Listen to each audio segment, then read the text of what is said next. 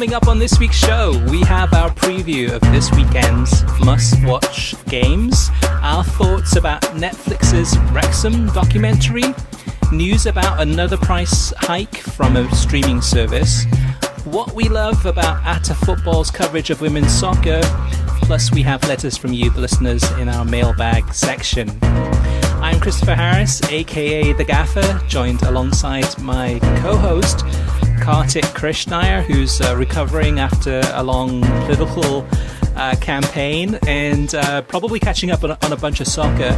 Before we get to Kartik, if you are new to the World Soccer Talk podcast, we are your weekly guide to getting the best out of soccer viewing options from around the world. We talk about streaming, we talk about television, we talk about commentators, we talk about recommended matches to watch. But from this past weekend, Kartik, or this past week actually, with the international break happening too, a lot of soccer to choose from around the world, both at the club level and at the national team level. But what for you, first of all, was your favourite match that you watched this past week?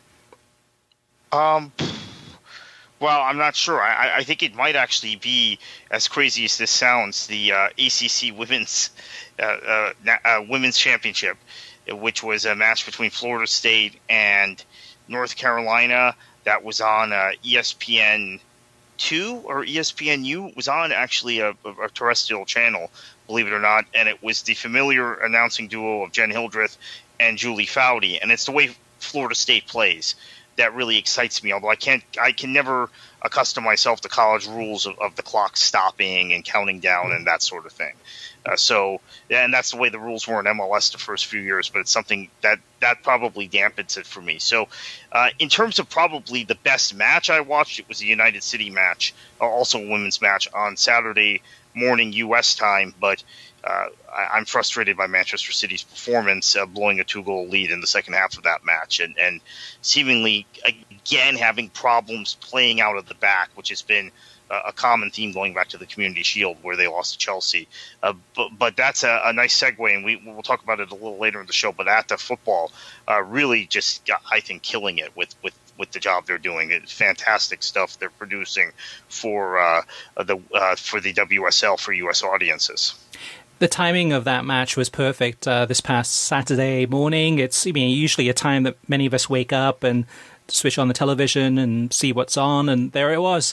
Man United against Man City, commentated by Jonathan Pierce, a name that many of us will be familiar with, or at least a voice that we'll be familiar with.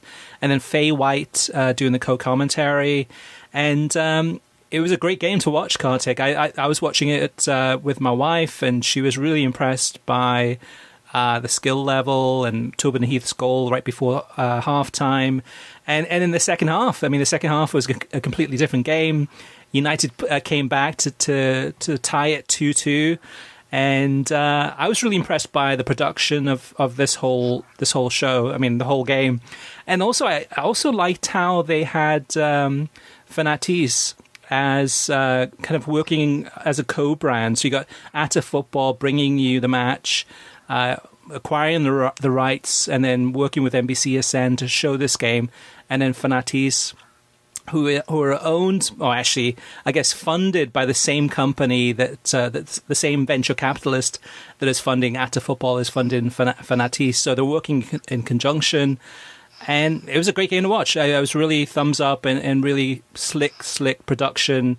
Better than a lot of top level professional leagues. So as far as the Women's Super League, I was really impressed by the production.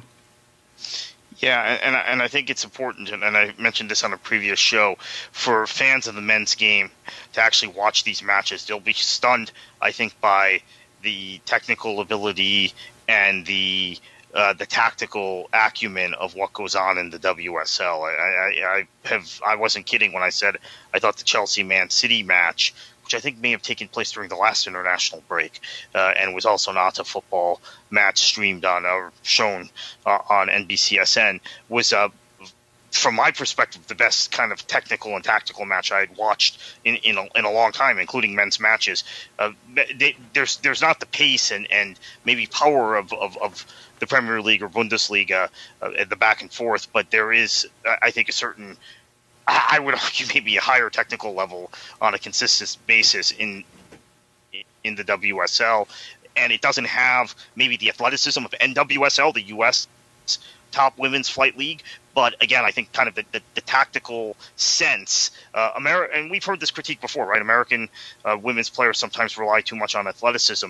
I would say in Europe, you're seeing a much more tactical side to the game. So I'm loving it. I'm enjoying watching that league, and I watch a match or two a week on the FA player, as I think I've mentioned previously as well. It's interesting, too, because Ian Darke, for the longest time, has been really the voice of women's soccer.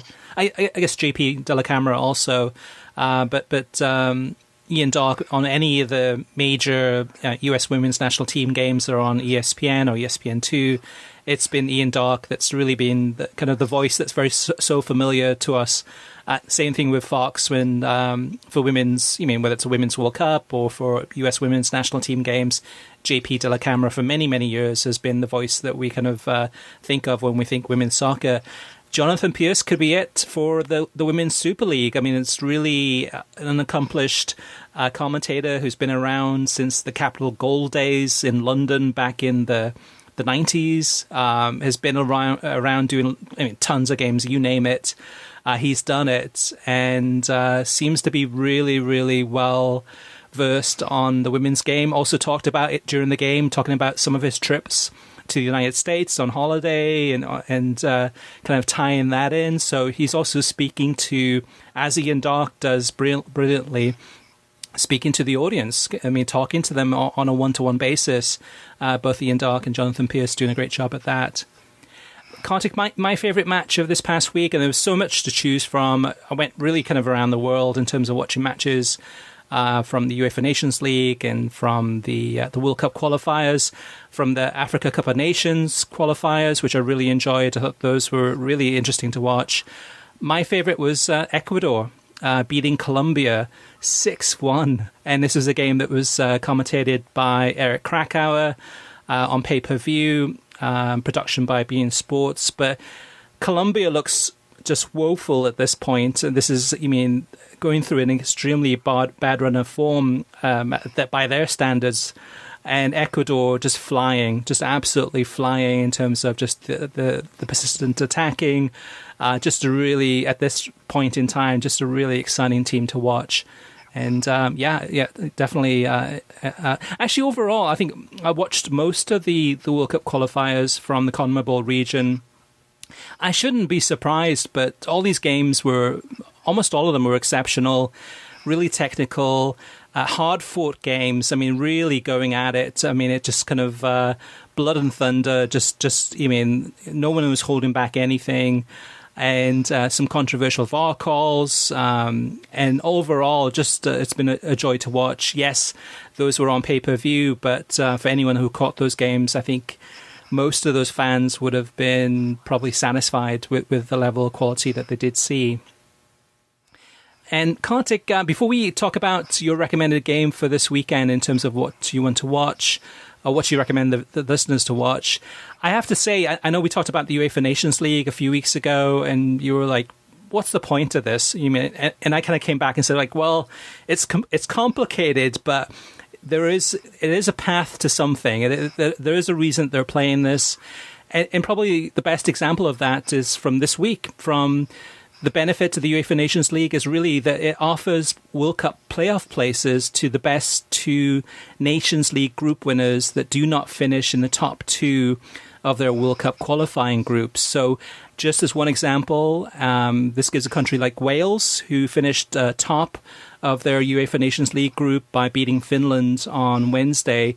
It gives them a backdoor entry to try to qualify for the 2022 World Cup. If they don't reach it through the normal qualification process, they will have an opportunity to go into a playoff and to try to, basically be a step away from qualifying for the World Cup. But is that a good thing? Because I'm thrilled Scotland has qualified for a major tournament, but Scotland had that backdoor entry because they won their Nations group league group, so they knew going into Euro qualifying that they had a second chance, and they bombed out of Euro qualifying. They were horrible in qualifying. I mean, they may have finished last in their group, in fact. Well, that's different, they're given though. this second chance. So then it makes that's different. It makes them less competitive in qualifying. Is my point. Yeah, because they knew they had another route in potentially. Well, the Serbia route, and this is complicated because there's so many different competitions happening at once, but the path that they went through to beat Serbia to get into Euro 2020 was the Euro 2020 playoffs. So it had nothing to do with the UEFA Nations League. That was their qualification process for Euro 2020. And what was it? The best four... But they were in the playoffs because of the Nations League. They weren't in the playoffs because of where they finished in their Euro qualifying group. I don't know about that. I thought they took the four best third place teams. No, I don't think that's the case with Scotland or with one or two others. I'm pretty sure they mixed and matched them. Yeah, and that's the thing about the UEFA Nations League and the Euro 2020 and World Cup qualifying too is kind of tied in with this too, is even to both Kartik and and probably listeners too, it's confusing. And I think that's part of it too, is once we go through a whole cycle of the UEFA Nations League, which right now, as of Wednesday, we finished the group stage. So I think as it proceeds, it becomes easier to understand the concept of it. But for me personally, I have a bone or a dog in this race with Wales having a chance now to qualify for the 2022 World Cup. Scotland make it into the Euros by beating Serbia. We'll have to get back to the listeners about this one, Kartik, because or listeners, if you want to talk about this. So they did finish third in their qualifying group. Cyprus, Kazakhstan, San Marino finished below them. However, they did advance not because they finished third, but because they won their Nations League group. So, for example, in another group, Bosnia finished fourth in their group. Greece finished third, but it was actually Bosnia that advanced to the playoffs because they won their Nations League group. So, at the end of the day, though, I think it makes these what are basically previously were friendlies, right? Kind of just dead rubbers, which were international breaks devoid of any passion, any really kind of reason to watch these games. It's turned these games into they're still not super exciting. Now, if you're a fan of England and you're watching Iceland against England, you see the performance and you see the loss against Belgium, you are watching those games probably not as intently as a qualifier or certainly not as intently as a Euros or a World Cup, but you're watching them, I would think, more intently than a friendly, just kind of a Poland against England friendly where there's nothing in that game that matters. That was really interesting. So watching how England fans looked at the Nations League, there was a camp who was saying exactly what you were saying. Well, they look at it more or less, more than a friendly, but less than a normal qualifier or the Euros coming up. And there were others who were taking it deadly seriously because there was this prospect of because they're competitive matches, you falling down the world rankings. Now, so this is where League A is really important. You fall down the world rankings, and potentially you're in a different pot for the next set of qualifiers. So that's and that's what Germany is facing, right? Because they've effectively bombed out of the Nations League now twice. But the one thing I do appreciate is it gave us some interesting matchups, right? I mean, I actually enjoyed the Poland. The Poland Netherlands match that was broadcast on ESPN2. But so it matches up countries that are of a likability. I like that. I just don't know that it's necessarily necessary, in my opinion, in the COVID era.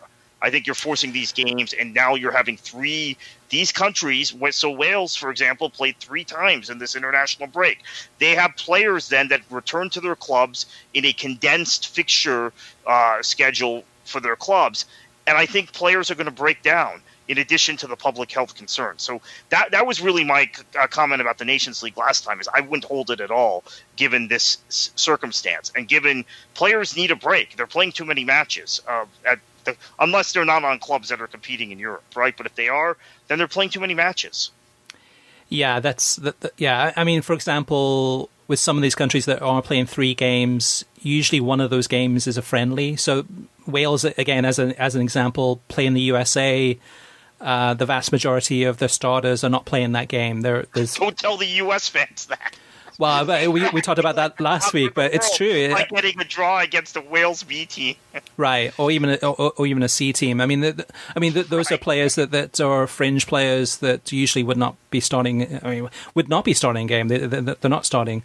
But that's. I mean, yeah. I mean, the tough thing though, Kartik. I mean, you're right. Is that this weekend we're back in action, starting Friday, Saturday, Sunday. I mean, big games in the European leagues. And Major League Soccer, of course. And then Tuesday, Wednesday, Thursday, you've got Champions League and Europa League. So, I mean, in terms of rotation, I mean, players they're finishing, which actually usually in the international break by Tuesday's the last day usually, and then Wednesday they're flying back. They're flying back to Europe or wherever, the United States or wherever. So they have an extra day. This time, a lot of the European games were played on Wednesday. They fly back, don't get back till Thursday, have a rest day, and then some of these teams are playing on Saturday. I mean, whether it's Man United, you name it, Barcelona, Real Madrid, and they're trying to get that game on the Saturday, so they have a recovery day on the Sunday. And then maybe training or actually traveling on the Monday for a game that they're playing perhaps on Tuesday or Wednesday. Yeah, it's difficult, very, very difficult for these players. And then hopefully you see rotation. Hopefully you don't see Messi starting on Saturday, or maybe you will. It's very difficult, and I think in many ways too. I think the Premier League and other leagues agreeing to having the Championship in England agreeing to have 5 subs for games makes a difference, right? Because then at least you've got an opportunity to kind of freshen up the squad and have more players on the bench. And I believe the Premier League still hasn't. I think they're still sticking with the 3 for now. Hopefully they'll increase that to 5 for that reason. Kartik, and actually one more thing before we move on to your recommended game for this weekend. Any thoughts on USA against Panama? Not really. I mean, it was a game on a neutral site with a pretty decent set of U.S. players, and Panama is a spent force, right? So they've got a lot of players in their 30s, and then they've got a lot of young players who are trying to bet in. I don't take much from it. I mean, I guess it shows the U.S. can beat up on a CONCACAF opponent, which then begs the question: when the U.S. gets to qualifying, are they going to play an entirely young squad like this plus Tim Ream? You need some veteran leadership, or are they going to try and mix some guys, some somewhat older players like the Zardes, etc., back into the team? Jordan Morris. It's hard to believe we're talking about Jordan Morris as an older player now, but compared to these sets of players, yeah. But I mean, in terms of the coverage, it was pretty straightforward. I think obviously we're not surprised by the young man from Valencia. We've watched him in La Liga. Now the big question is whether the U.S. can somehow convince him to play for the U.S. rather than playing for England. If I were the young man, I'd keep my options open, and maybe talk to Gareth Southgate, but not accept a call up necessarily. Probably go play in the U21s this summer for England. That's still youth level.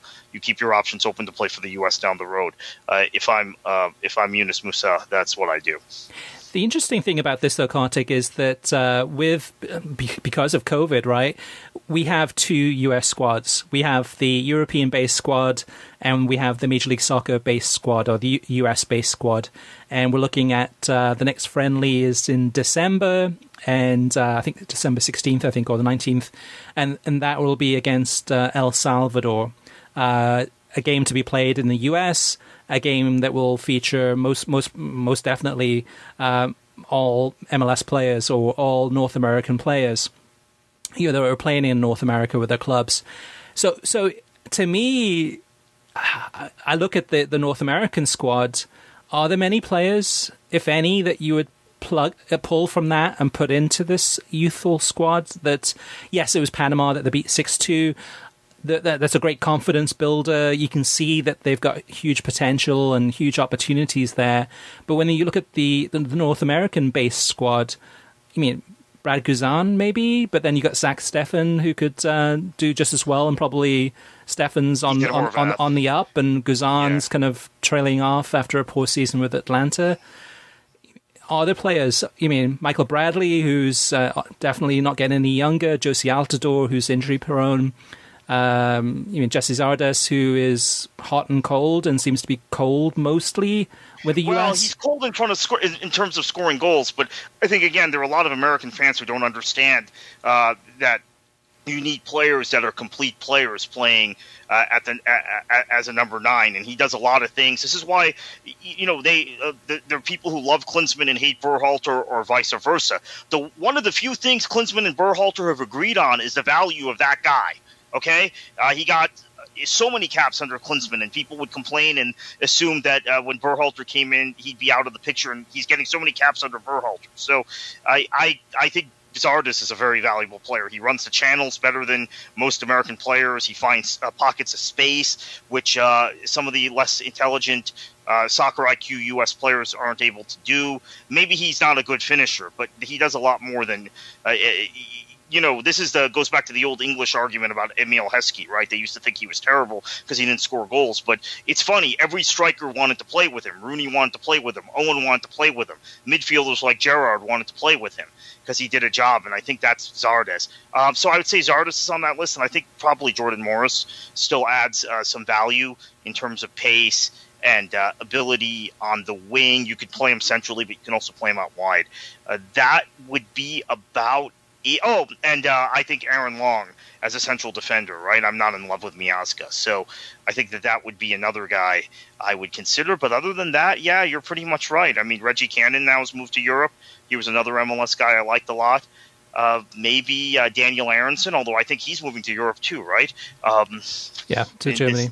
Brendan. In the January window. So, yeah, there are not many left in the U.S. that I would pick. Yeah, hopefully there won't be any clicks, though, right? Hopefully that, in the January camp cupcake, that there'll be the European click and then there's the American click, and they don't gel. Hopefully these guys will gel together. Because it could set up one of those things where it's like, hey, we think we're a better team. We're playing higher level. We should be building the team around us rather than you guys. I think we're a long way off on that, but it should be an interesting thing to watch. Now, Kartik, it's going to be very interesting because I don't think any of these guys. I guess maybe Johnny, because he's playing in Brazil, and aren't they on break in January? Maybe they start in late January.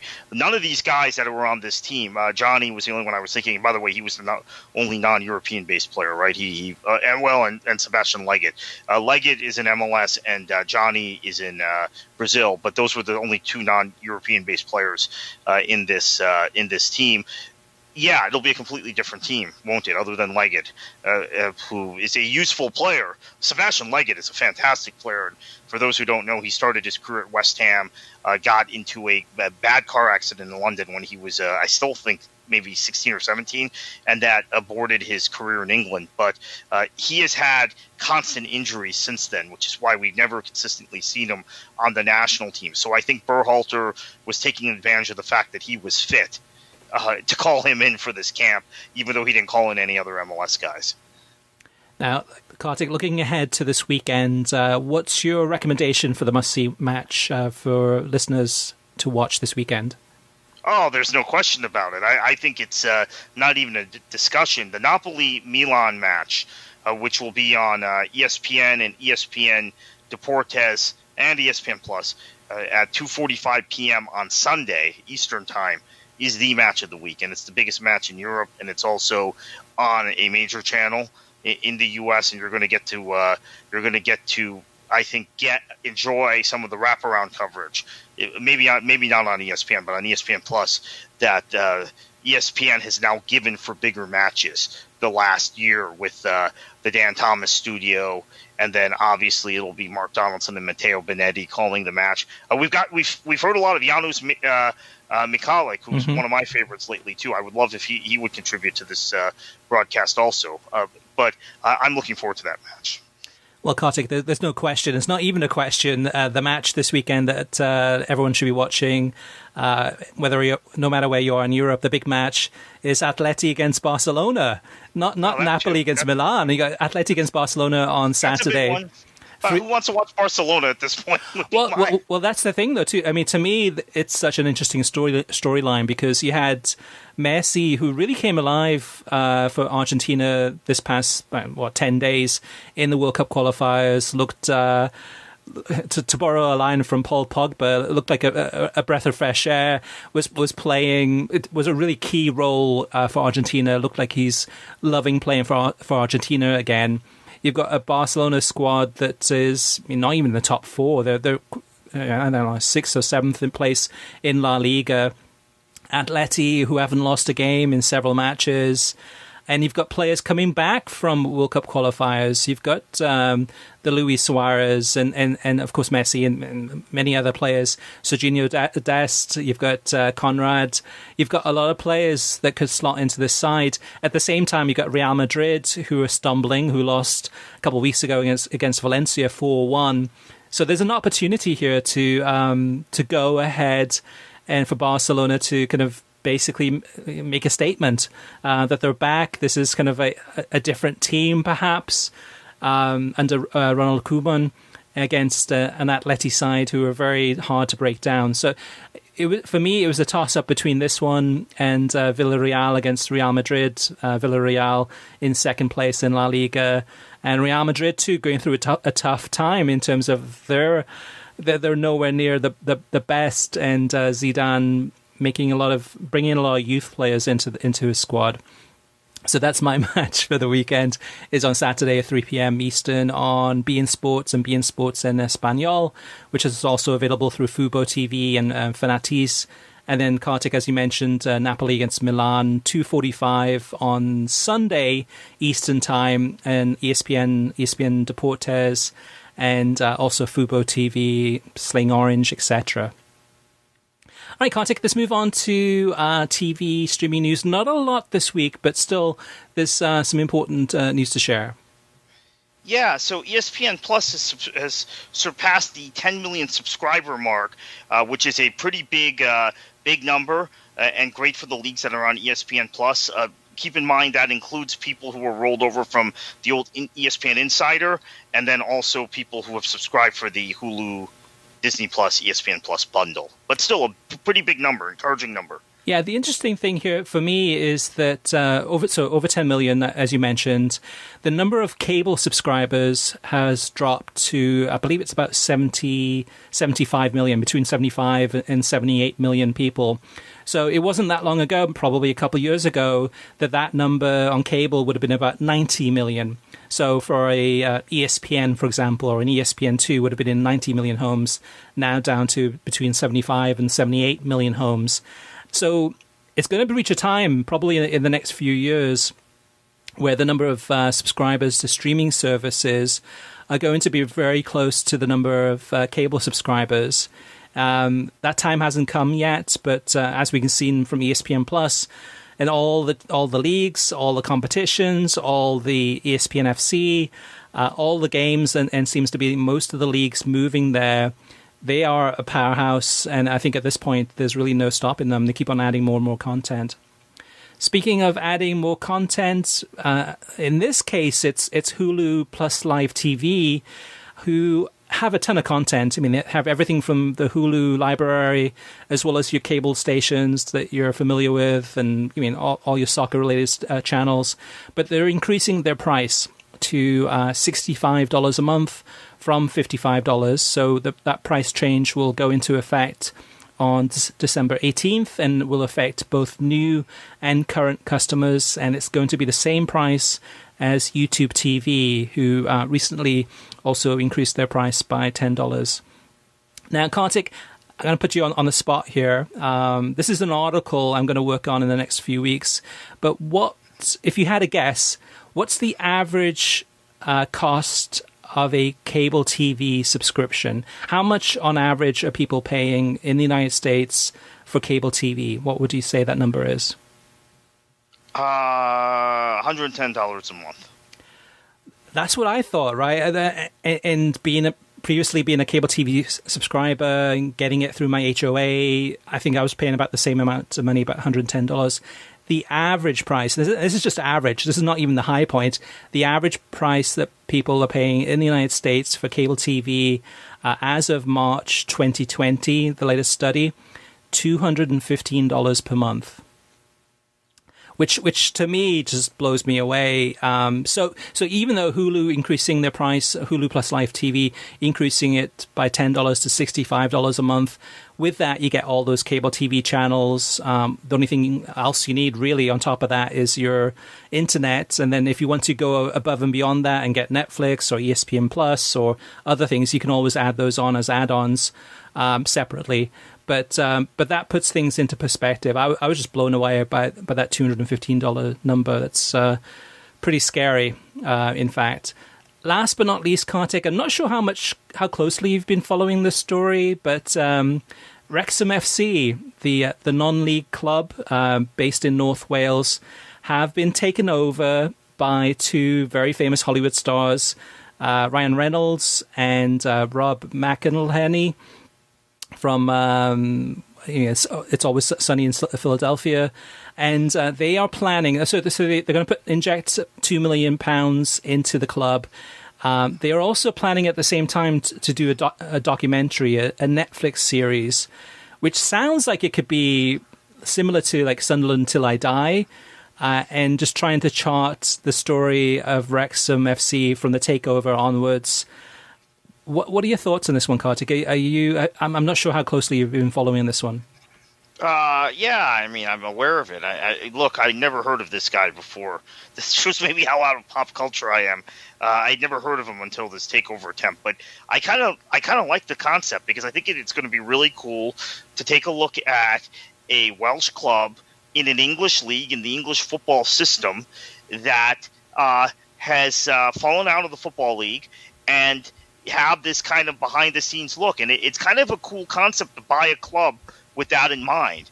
Clubs are always looking for investors. Now they've gotten a big investor based on that premise. And look, again, as I've said before, Manchester City Till I Die, or whatever it was called, with Pep Guardiola, I know all these coaching gurus loved it because, you got to see Pep's philosophy. To me, it was a bore. They won every match, right? There was no adversity at all in the documentary. Waste of time.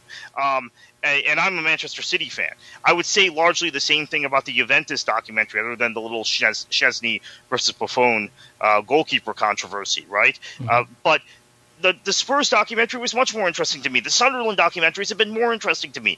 I keep raving, this, Chris, for 10 years about the QPR documentary that was made after the takeover by Bernie Ecclestone and Flavio Briatore.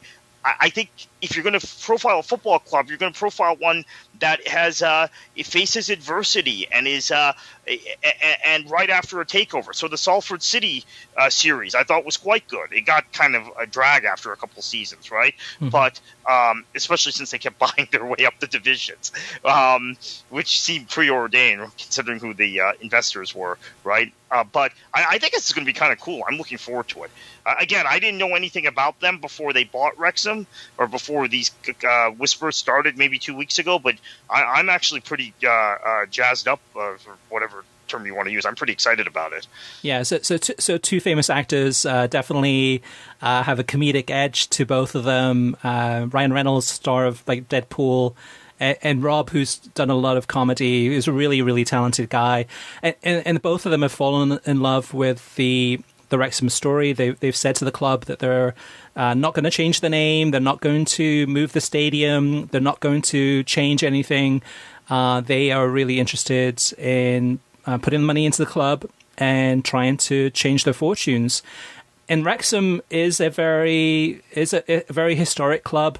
Their stadium, the racecourse ground, I believe, is either the first or second oldest stadium in the world for that has played international soccer.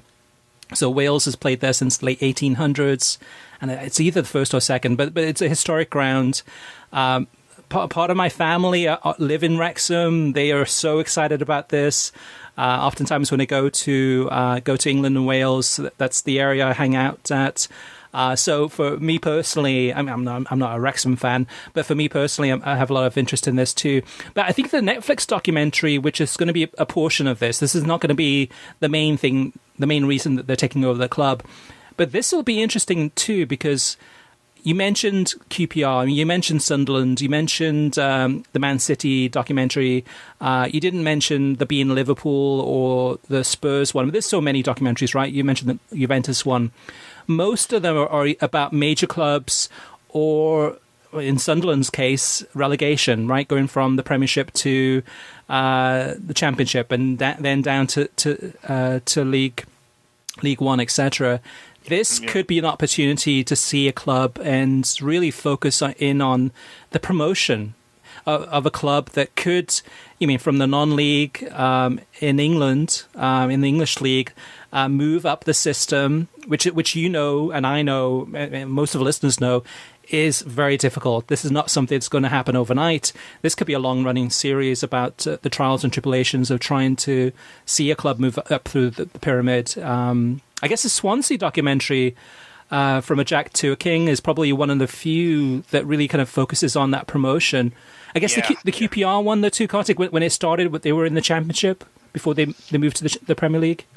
Yeah, it never showed them in the Premier League. It basically chronicled their 4 years to try and get out. 4 years of their history to try and get out of the Championship. And they finally got out of the Championship at the end of the documentary in the fourth year. So who knows if it had taken them 5 years or 6 years, maybe they would have kept it going. But yeah, it never showed them in the Premier League. It showed them effectively trying to push for promotion 3 straight years and fail, and then go up the fourth year.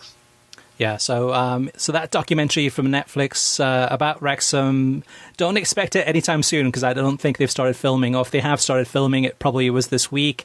And that one will be high on our list, I think, for a lot of fans to watch. I'm really intrigued by this one. TV ratings, Kartik, not a bunch to talk about, but we do have some interesting ones from this past weekend. Belgium against England on ESPN on Sunday, from 2:30 to 4:30 Eastern Time. With it being on ESPN, 215,000 viewers watched this one, plus another 159,000 people watched it on 2NA. And then also that same afternoon, you had Wales against Ireland, which was the earlier kickoff on 2NA on a Sunday. 127,000 viewers, which is, to me, a pretty remarkable number for, Wales and Ireland. Maybe a lot of people tuning in to watch Gareth Bale, perhaps, but a really decent number there for a UEFA Nations League number. And then you had Wales against USA. I want to get your thoughts on this one. On FS1, on Thursday night, actually Thursday afternoon, right? It was a mid-afternoon game, so during office hours, 2:45 to 4:45 Eastern Time. FS1, USA is back. First game in 9 months. 205,000 people tuned in to watch this one. What does this say, Kartik?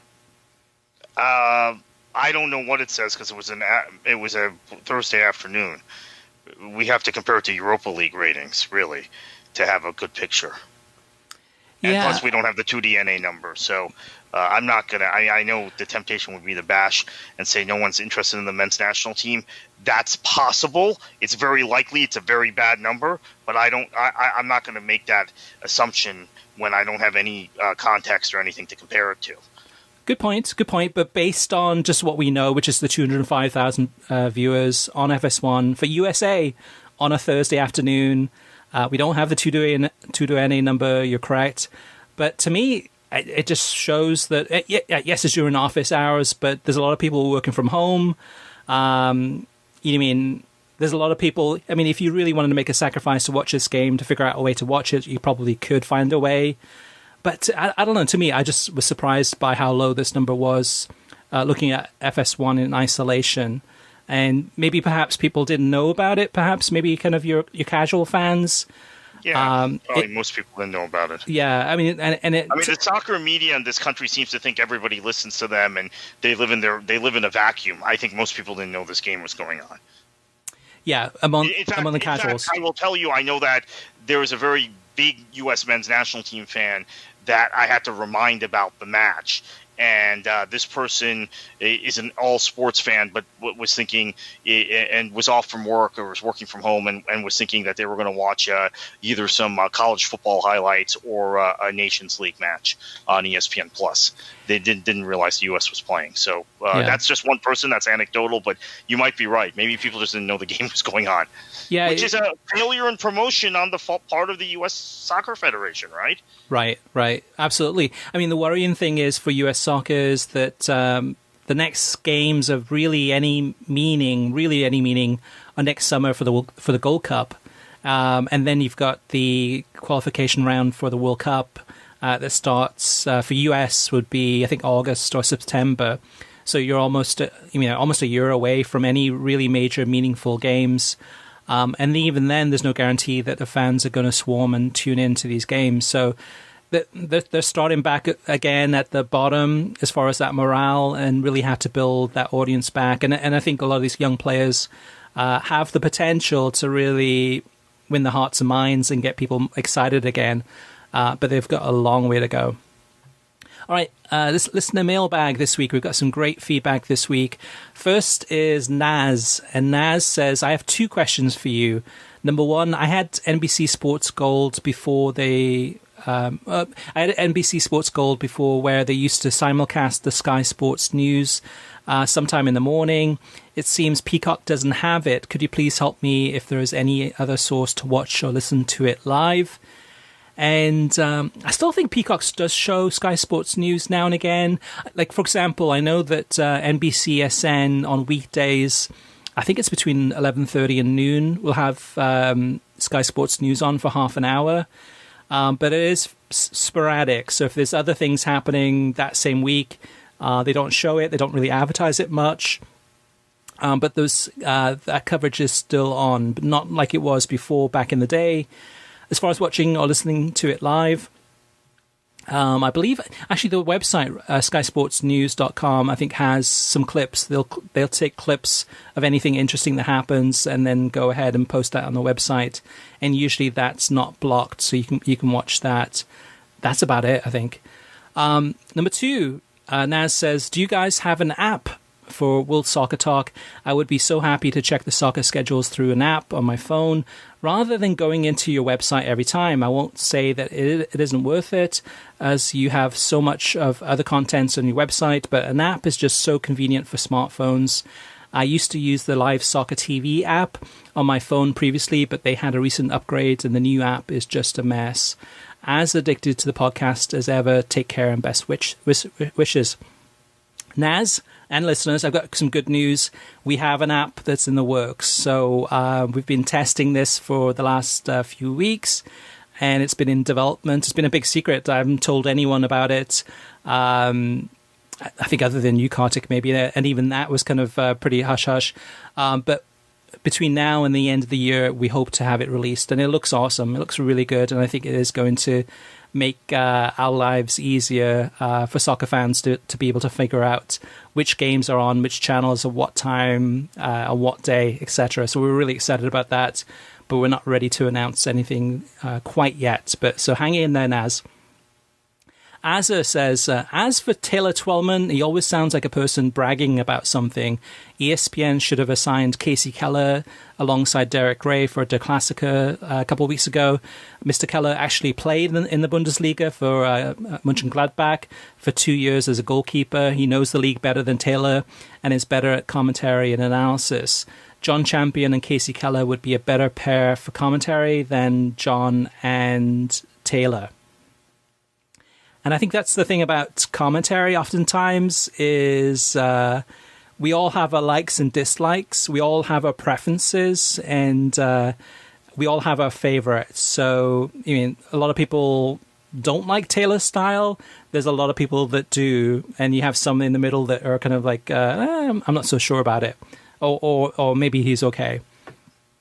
Next up is Don Dickerson. Don says, I hope beyond hope that NBC loses the next rights to the Premier League and CBS gets the Premier League, or to a lesser extent ESPN+. Reason being, I know CBS will make everything available on CBS All Access and not on expensive cable.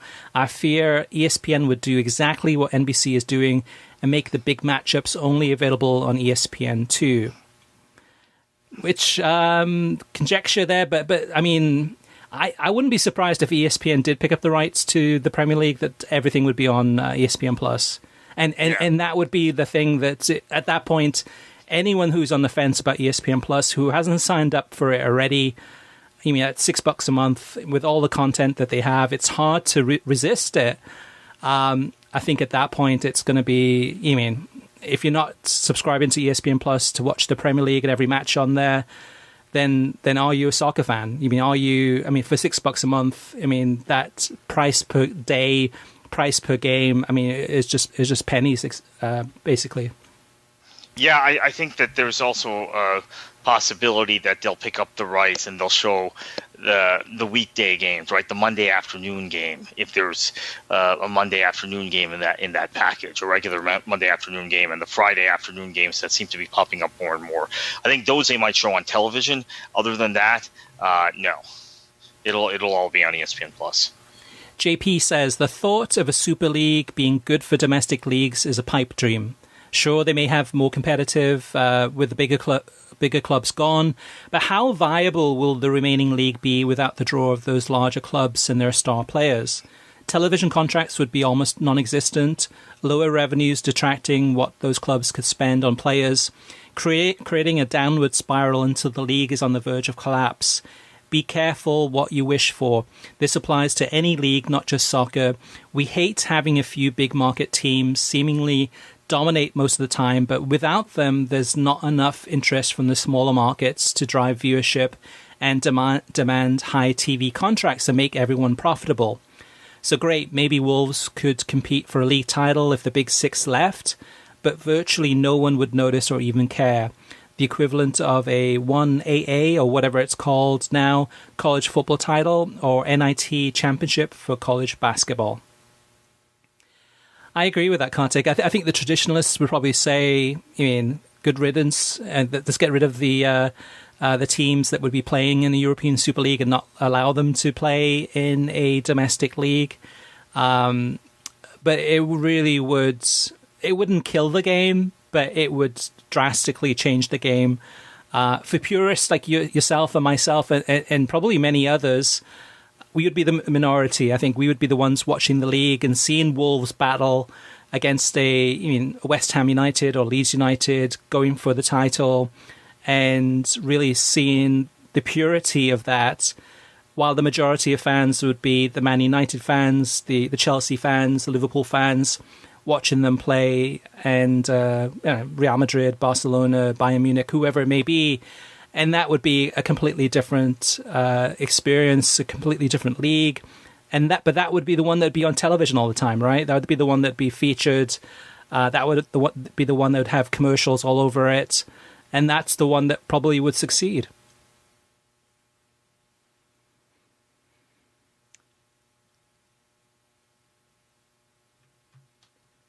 The long silence from Kartik. I guess you agree, Kartik, or are you just depressed about this one? Yeah, I'm just kind of depressed about the debate, right? I mean, well, hold on. I got some more Super League comments. Yes, Paige says a Super League would be detrimental to domestic leagues, but it'd be the mother of cash cows for the big teams who would no longer need to share the TV spoils. Granted, if the leagues were to allow this, I can only imagine they demand a significant cut as they transition to unglorified feeder leagues. Ultimately, the health of domestic football is irrelevant to those with large resources. It's all about the money. FSG would love to make even more money than they currently are. Don't get me wrong, FSG saved Liverpool from the Hicks-Gillette disaster. However, their covenant is with their investors, not the status of domestic football in England. And then one more comment about the Super League from Turfit. He says, what effects will Brexit have on England teams? Second, looking at just the European countries, the EU's 25% larger in population than the US and has 27 member states, not including England. MLS is expected to be at 30 teams in 2023. Why not have a EU Super League of around 40 teams, no teams from England? First off, the UEFA and the EU are different, have different jurisdictions. So UEFA includes Kazakhstan, which is nowhere near being in the EU, right? And includes Serbia, that's not in the EU, Russia, that's not in the EU, Ukraine, that's not in the EU. So you can't have an EU league. I think that would be something FIFA would probably not approve. You either have a league that adheres to kind of a confederation, which would be, or a championship that adheres to a confederation, or adheres to nation state boundaries. And I don't think the EU is considered a nation state, at least my interpretation of it. Lawyers could argue that. So I think the idea of having an EU Super League is a non-starter. You're either going to have to include non-EU nations that are part of UEFA. Actually, Norway's not in the EU also, right? There are a lot of nations that aren't in the EU. Switzerland, right? Switzerland, that's another one, right? That actually is quite good at international football. They're always in the making the knockout stages of the Euros or the World Cup. So, there's and they're League A of the Nations League, so they're obviously ranked high in the world too. So, I don't think you can do it on EU boundaries. It would have to be within UEFA. Yeah, I still think this whole Super League idea is a smokescreen, and it's a power play to try to get these clubs, these massive clubs, not just in England, also in Spain, also in Germany, well, maybe less so in Germany, but Italy, etc., to try to get more power, to get more leverage, to find ways to generate more revenue, even if it's down to having TV deals, which is what it comes down to at the end of the day. That's where the number one revenue source is from, is having that, rather than being shared among, say, in England, all 20 Premier League clubs sharing the majority of that money and then awarding money on merit based on where those clubs land in that table, finish in the table, is figuring out a way. Maybe the top 6 get a larger share of that TV revenue. Also with the Champions League, pushing UEFA, trying to get them to agree to making changes to solidify the bigger clubs, maybe being seeded or guaranteed places in the Champions League, no matter what. I'm sure that they'll probably try and throw everything in the kitchen sink to see what sticks. But that I think is the move. That is the power play here, is that they just want more power, ultimately more money. And I think in many ways they'd be hesitant to actually go through with the European Super League idea, especially if the domestic leagues fight back. But then again, the domestic leagues are not going to fight back because they need those big clubs just as much as the clubs need those leagues too. So it ultimately might end up being just the Champions League that is that pivots, that changes, that evolves because of this. All right, just a few more comments to go. Next up, this is a really good one from Bill Reese. Bill says, regarding the MLS TV ratings ahead of the playoffs, I haven't heard anyone mention an important fact about this year's playoffs. Last year, MLS finished the playoffs before Liga MX's playoffs even began. This year, both will run concurrently. Both competitions begin this weekend. Both the MLS Cup Final and the Liga MX Final second leg will be played on the same weekend. Chris and Kartik, do you see this creating even further conflict for MLS as they struggle to get more eyeballs on their premier competition? Yeah. I think, I don't know how much it'll affect it. The number is pretty low anyway for some of these MLS matches. But yeah, that's certainly not going to help.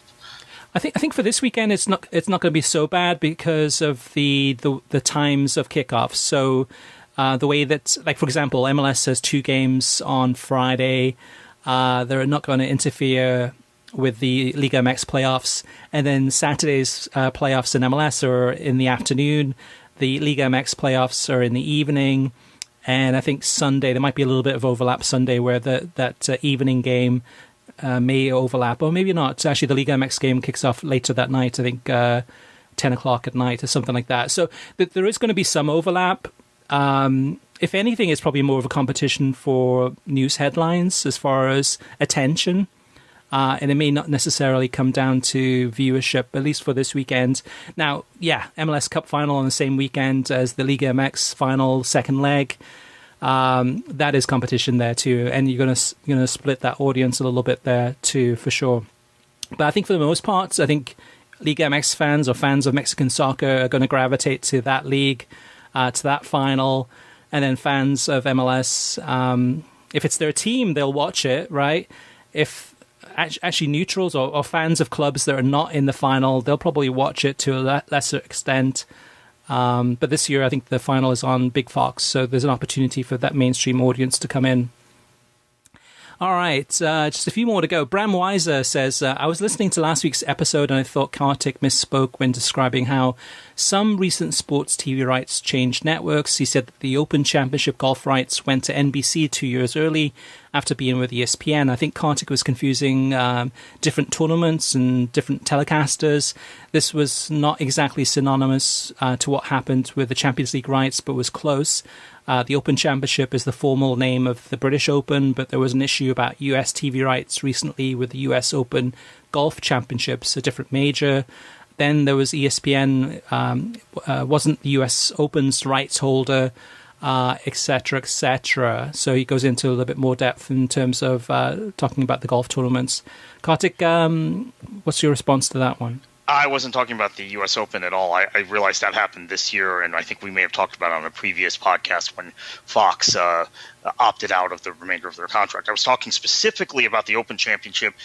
Royal and Ancient is the who puts on the Open, or the British Open as it's known in the U.S. It's called the Open Championship everywhere else. I don't know why the Americans have to stick a name because they don't want it to take precedence over their own Open, which is where I think some of the confusion here comes in about U.S. Open versus the Open. So yes, and I will admit colloquially I have referred to the U.S. Open, our Open in the U.S., as the Open in the past, but when I was referring to this specifically, the Open Championship is what Americans call the British Open. Of course, it's one of those things too that NBC coining the term Championship Sunday for the very last day of the Premier League season, coming up with that championship name, even though it's confusing, right, for soccer fans, because you've got the English Championship, which is the second right. Division. You've got the USL Championship now, which came later on. It's and even the word the championship, I mean, it's just a very confusing term. So I think NBC trying to make that final day of the season meaningful, trying to make it into something, and it hardly ever is. My life, because I was very Americanized in my thinking, I used to refer to our Open, the U.S. Open, as the Open, and then the Open as the British Open. Now it's the opposite. I refer to the U.S. Open as the U.S. Open, and I refer to the quote British Open as the Open. So I've actually changed my vernacular through the years as I've gotten more kind of internationalized or anglicized even in my thinking. Yeah, you'll even hear some old-timer English soccer fans or British soccer fans saying that, say, Liverpool won the championship. And what that means is that they won the Premier League title, or they won the First Division title, even though in today's verbiage, that again adds a lot of complications. Okay, what are you talking about? Are you talking about the second tier, the EFL Championship, or it's confusing. What a mess. All right, last but not least, Raymond Roscoe says, I like watching ESPN FC, but I wish they did a better job of covering the Americas. Now that they're not restricted by TV time, you would think that they'd have more experts from the Americas. This last week really shows just how Eurocentric the show really is. They had a plethora of experts throughout Europe talking about European football, internationals, and yet they only had one South American expert, and they dedicated everything to Argentina and Messi. What about the other teams of the Americas? Kartik, I think he's got a good point there, right? I mean, ESPN doesn't have the rights to these games. These games are massively important. I would say the World Cup qualifiers are more important at this stage than the UEFA Nations League games. These were high-end games featuring Brazil, Argentina, Colombia, Peru, all the teams from South America. This is a big deal. But I guess in a way, though, too, they're probably thinking, okay, well, Tudo NA is going to cover that in more detail. Maybe Telemundo will cover it. Maybe beIN Sports in Espanol will cover it. That's my thoughts. But that shouldn't be an excuse. That shouldn't be a reason why they're really not covering it in much detail. Yeah, I guess they're very Eurocentric, right? I mean, that's because those are the leagues they cover.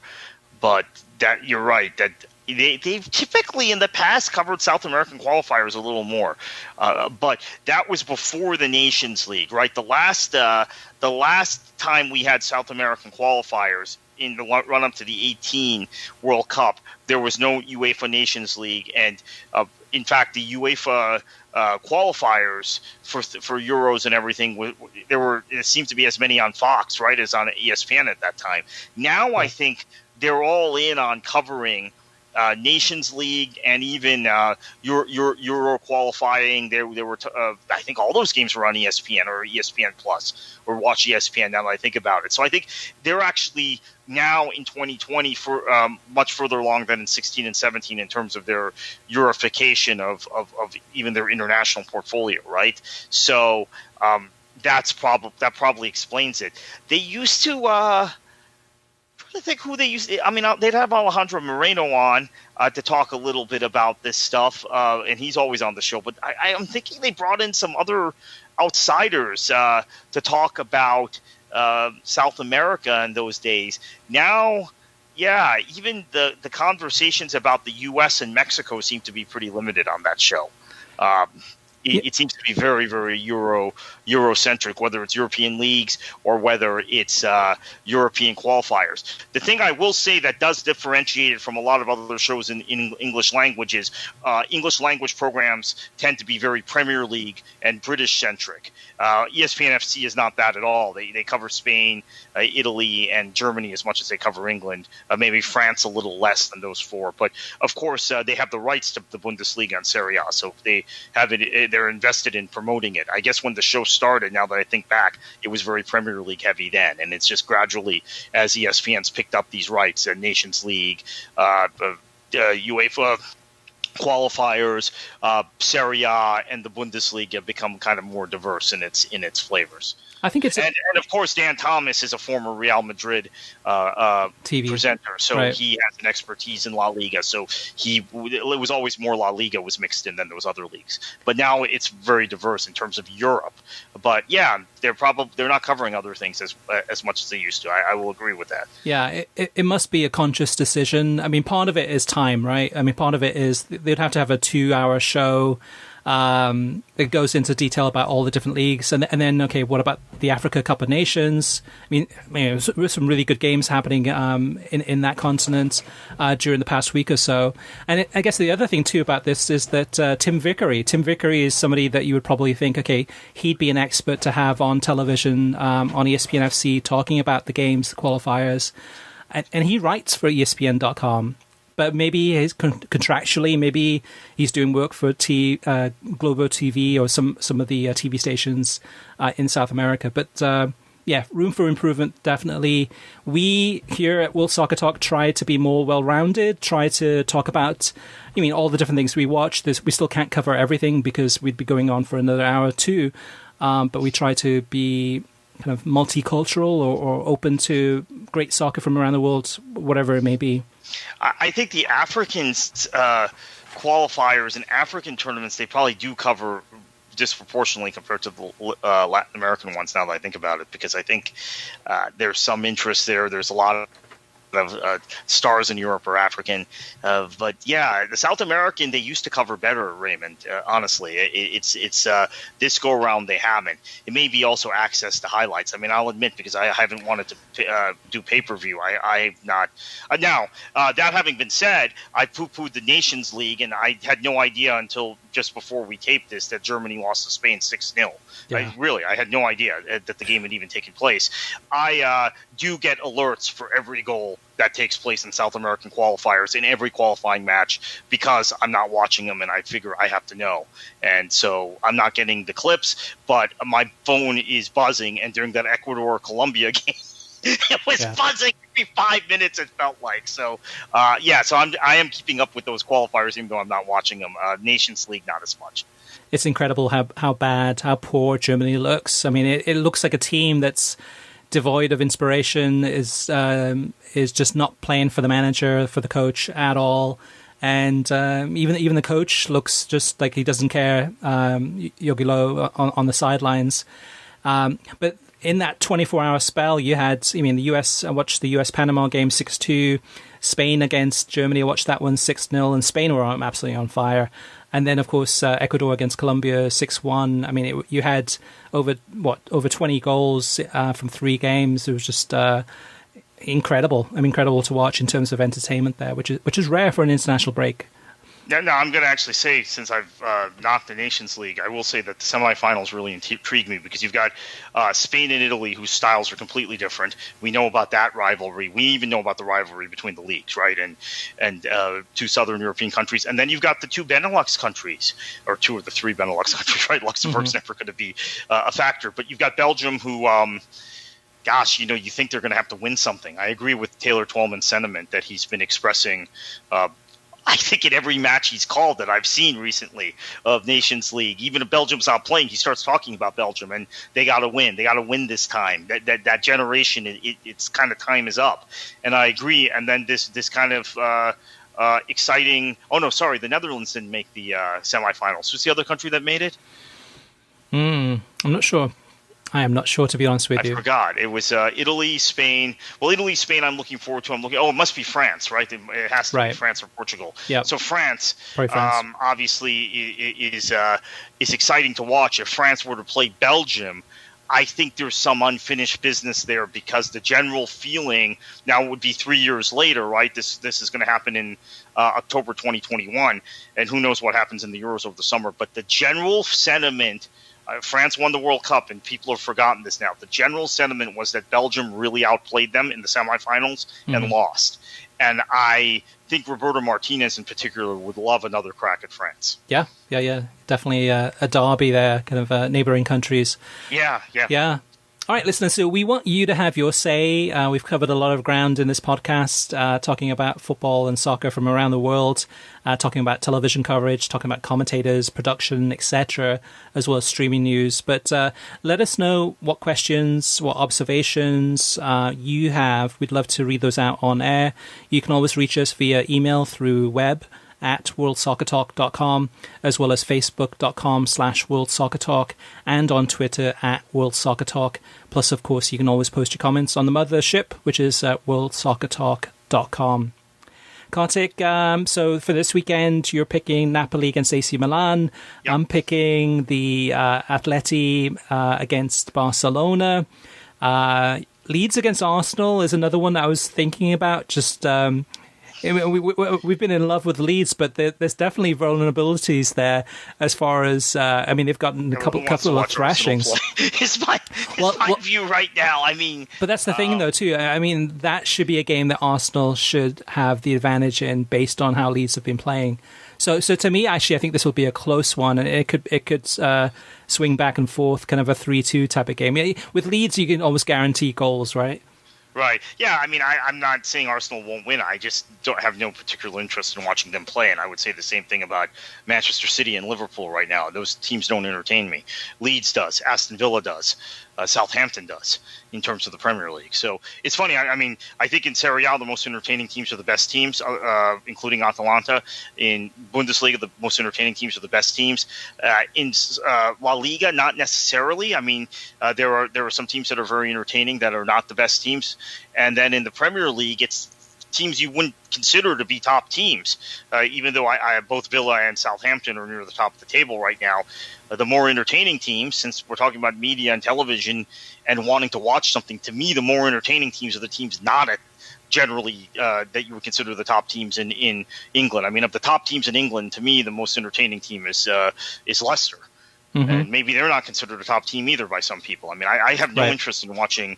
I have a rooting interest in Man City, but beyond that, I wouldn't want to watch them. Liverpool, Man United, Chelsea, Arsenal. I have no interest in watching those teams. And Spurs, I have a little bit of interest in watching, more than the other top teams, but less than the Southamptons and Leeds and Villas. Well, that's interesting that you say that, though, too, Kartik, because it does talk about kind of that European Super League concept and about those big teams going on to play the other big teams, right? And then the smaller teams maybe staying in the domestic leagues and being more competitive there. I think, again, it's the majority of people would be interested in seeing Liverpool against Leicester and Spurs against Man City and Bayern Munich against Werder Bremen this weekend in those types of games, and kind of gravitate to those big clubs, the ones that they have a burning passion for. And part of it could be that, they might have a story about how they fell in love with that club, but oftentimes it's the big clubs that have a bigger reach. So sometimes it could be in terms of just playing friendlies around the world. Sometimes it could be that they're on television more. Sometimes it could be that, they run into fans of that club and start talking about their love of Manchester United as one example. But it's probably, other than like a couple of weeks ago, which I ran into a guy at Walmart who was wearing a Bournemouth shirt that I was like, wow, that's really abstract. I would never expect to see someone at Walmart wearing a Bournemouth shirt, a home shirt. It does happen now and again, but it's you see Man United shirts, no matter where you go. But that is, they definitely have a lot of power, which goes back to the whole European Super League idea. This is a debate for another time too. Probably this will be a continuing debate for future weeks. So listeners, don't forget, you can always listen to the World Soccer Talk podcast every Thursday. And also you can catch Kartik on Twitter at KKFLA737. And you can catch me at World Soccer Talk. We've got some exciting news coming up. We've got the app, which we kind of gave a little bit of a hush-hush secret about. But we have some other exciting announcements coming soon too, between now and the end of the year, that we're really, really pumped for. So thank you for listening. If you like the show, share it with your friends on social media and give us a review on iTunes. And Kartik, heading into another weekend after a long international break, soccer from around the world, what should they do? Enjoy your football.